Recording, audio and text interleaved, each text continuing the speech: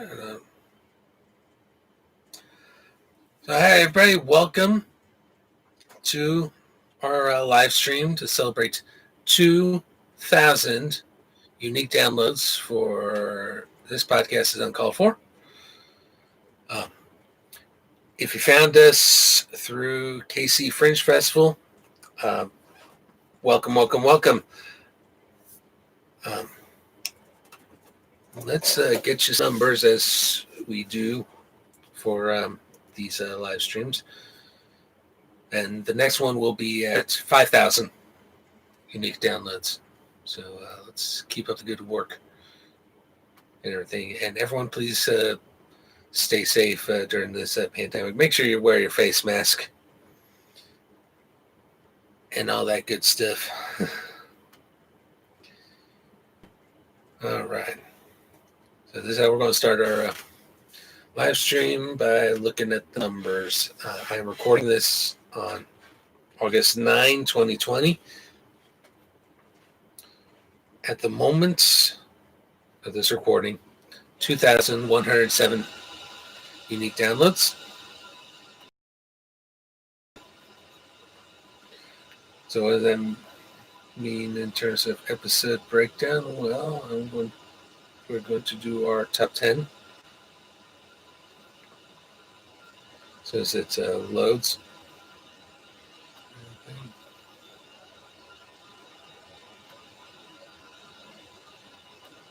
And here we go. Number one most downloaded episode of all time is Ghost Stories, Season 2. Just talking about some ghost stories they did, learned in Boy Scouts and everything. 239 total downloads for that episode. So thank you. Really surprising and in a good way. Number 2 is Pat Lamb, our very first episode. His episode's been downloaded 95 times. So our recent guest, Mr. Boy, has a lot of work ahead of him. Number 3 is the first time we had Luke and Dan on. Of course, we had them back for Fringe, which I hope you saw if you came here from Fringe. 73 downloads for that one. And number 4 is a tie. Part of that tie is Adam McKeith, his first time, because he came back for Fringe as well.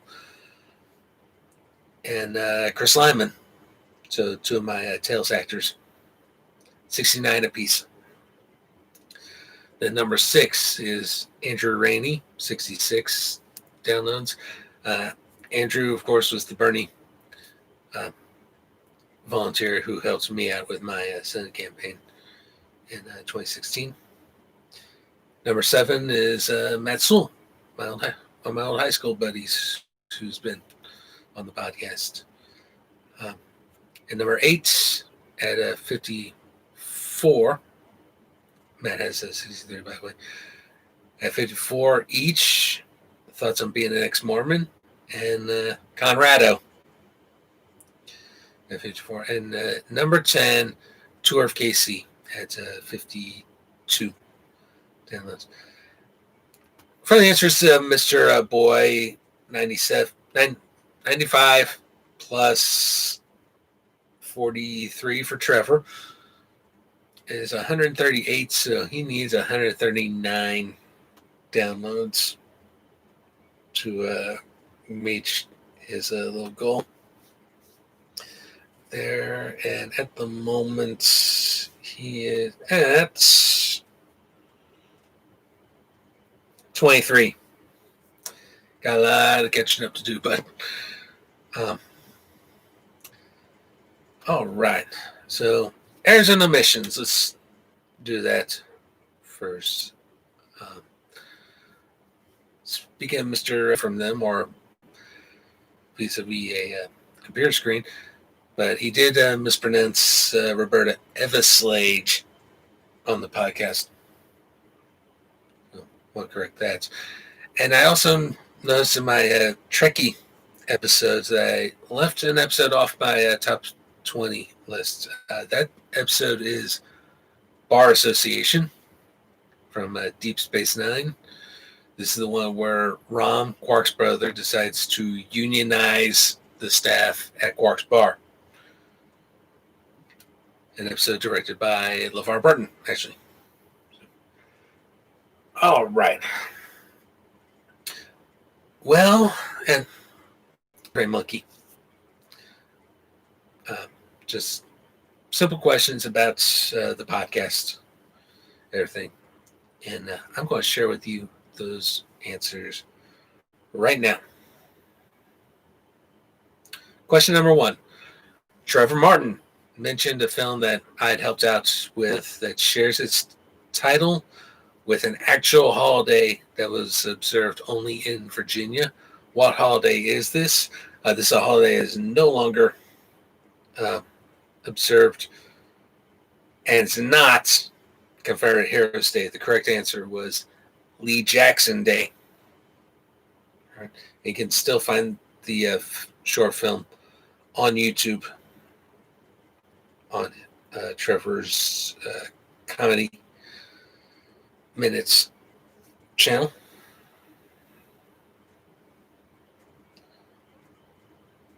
That's question number 1.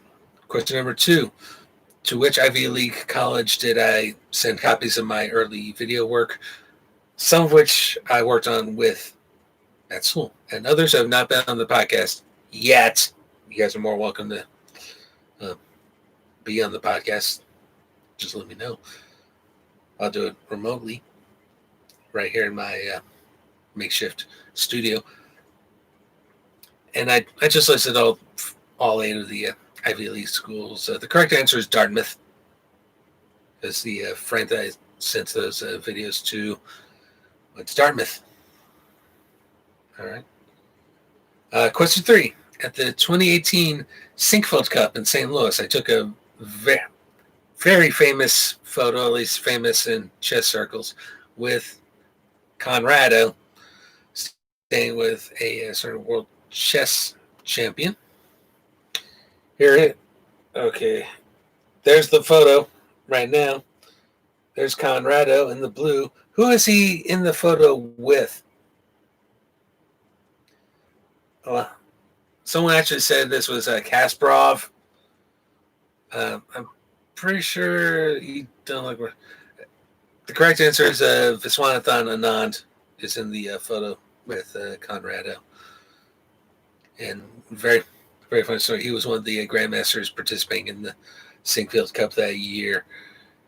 And Conrado, after Anand was done with this game, Conrado approached him about signing a final chessboard, right?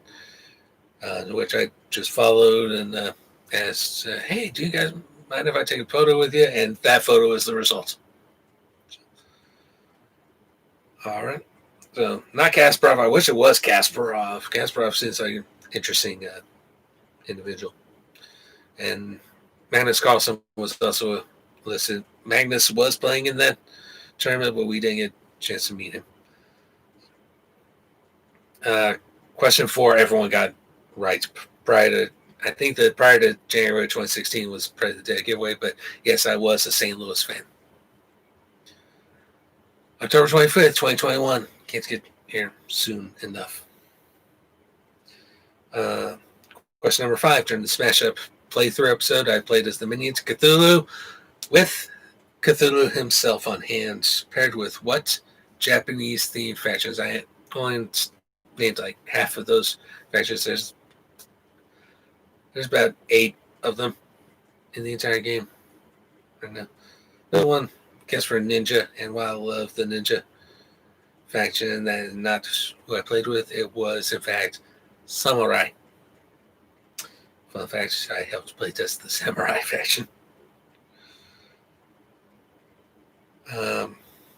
Question number 6 is an easy answer now with season 3 with the remixed intro, because I included the quote in the intro. It's, what were you doing in fill in the blank with a certain Mexican city. The complete quote is, "What were you doing in Tijuana?" From Dan, actually, said that, asking Luke that very question. What were you doing in Tijuana? Question 7 is a bit harder. What's current as of July 2020, when I put the test together? Member of the United States Congress attended a meeting of the Kansas City Podcasters Meetup that I had run. There was actually a vote for Emmanuel Cleaver. It was not Mr. Cleaver, but fun fact, he spoke at my college graduation in 2003. The correct answer is our current and hopefully continuing Congresswoman here in the Kansas 3rd District, Sharice Davids. And believe it or not, she has a video podcast that you can watch here on YouTube. It's called Starty Pants. And it's all about entrepreneurship and everything. She attended that meeting with, I think it was her brother. I thought that was pretty cool. And this is just months before she announced that she was running for Congress. Yeah, so pretty cool. And she's not the only politician that's attended Podcasters Meet. As Paul Novoda in East KC Independence area. He's been to at least one of our podcasts. Dennis Anderson, who ran a couple times for office here in Kansas, has been our podcast, and me, of course. Well, I help run the meetings and everything. So. Question number 8: which of the following board games is not on my top 10 list? Remember, that was an entire episode devoted to that. Top 10 board games. There was actually a vote for Shea Geek. Well, here is my copy of Shea Geek, which has to be one of my favorite games, and certainly my favorite by Steve Jackson games. I have a couple of expansions in that thing as well. No votes for Tokaido, which is good because here's my copy of Tokaido with both expansions, the Matsuri and the Crossroads. But there was a vote for Lords of Waterdeep. Again, I'm not going to be digging for my copy right now, but right here on my practically brand new iPod Touch, boom, Lords of Waterdeep.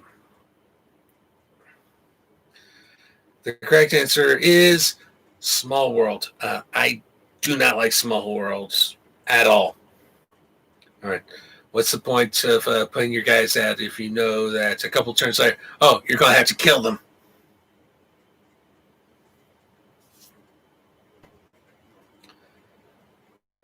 So, yeah. Not my favorite game at all. Not a game I like at all. So, number 9, what fast food chain do I refer to as Jesus Chicken? The correct answer, Chick-fil-A. Pretty obvious why, because their owner is very much a Christian, and they're always closed on Sundays. It'd be funny if someone voted for a Chipotle, but that didn't happen. Then question 10, when playing white in chess, what opening do I use? The correct answer is the Coley opening. Thank you to the couple of people who did participate in that quiz. It was a lot of fun stuff. I wish more people did participate. And I do want to bring up another top 10 or top something list. This is in response to the last YouTube announcements about Fringe in season 3. Someone posted, like, on OMG, yes. Who are your favorites? British spelling. YouTubers. Do I check in the top 5 list? That has to be amended a little bit. All right. So, number 1 on this particular list. It's actually 3. I actually had 3 channels grouped together because they're all kind of related. But we'll break each one down individually. So, number 1, of course, sous vide everything. This is devoted to that cooking methods where you put your food in the plastic bag, you suck at as much air as you possibly can, and then you throw it into a tub of hot water for a very long period of time, and that's how it cooks. Or the guy who runs the channel, his name's Guga. Hey, certainly the early episodes he did with his buddies Ninja and Momo. And this is from this channel that I learned about picanha. And then Guga started a second channel called Guga Foods, which is also a cooking channel, more grill oriented, and he usually does those with his nephew Angel, which is pretty funny. And then Ninja started his own channel called Salty Tales.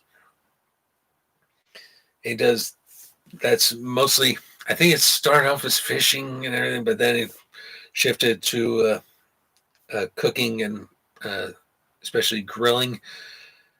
He does those with his wife, Ms. Ninja, and there were a few where she was cooking with the Ninja Foodie and talking about, you gotta preheat your Ninja. Some funny stuff. Number 2 on the list I gave this guy was Geography Now. Very educational, very funny, and who could forget the predators and fat food freedom? Number 3 is Football Daily, which the English meaning of the word football, what we Americans call soccer. Very good. They do a lot of top 10 lists, and they seem to have it out for Arsenal Football Club. I don't know why, but I'd like to see some of you guys, some hate from you guys for the Great Satans, Manchester United, Chelsea, and to the lesser extent, Tottenham. Number 4, Majority Report with Sam Cedar. Love this channel. It's probably my favorite news channel right now. From a progressive point of view, and I especially love it when Sam gets to debate libertarians on his programs. That is always very funny. And number 5 on my little list is the Dice Tower, which is all about reviewing board games.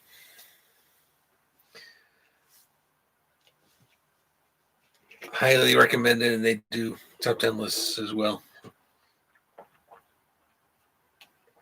A couple of channels that need to be on this list I didn't think of when I came up with this. One is Jeff Marshall, transits in general. Very entertaining. If I ever go to London, I'll probably know a lot just by watching his videos. It's a guy staying across the pond. Another channel I really like is Jay Foreman, who does a song, the Tube Station song, which is just a list of every station on the underground sets of music. It is pretty funny, and a lot of his videos are funny and very educational and stuff. And if I ever wind up going to London, I'll make sure I don't fly into London City airports, because according to him, to this day, it's only used by wankers. I gotta give some love to the Geek and Sentry channel as well. Felicia Day's channel that gave us Will Wheaton's Tabletop.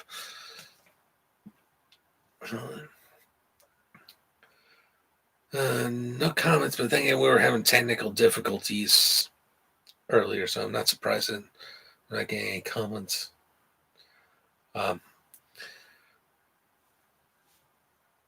I mentioned Fringe earlier.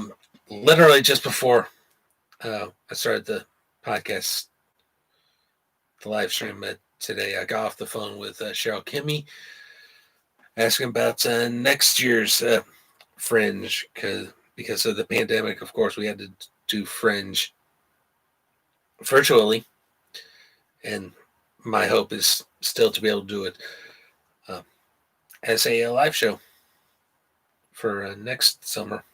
And so fingers crossed we'll be able to do that and save myself a little bit of money, and at the same time help out Casey Fringe, which is a outstanding group, and I'm glad I got the opportunity to coming up here for you in season 3. Can't talk about any more interviews yet, but trust me, we're going to get some really good interviews. I also have some recycled material. So among the things I'm recycling, the Wingside Coaches interview we did with Jim Chappell, that's going to be recycled because it's definitely worth listening to. And I know Tim enjoyed doing that as well. And I'm also recycling the audio of a 2015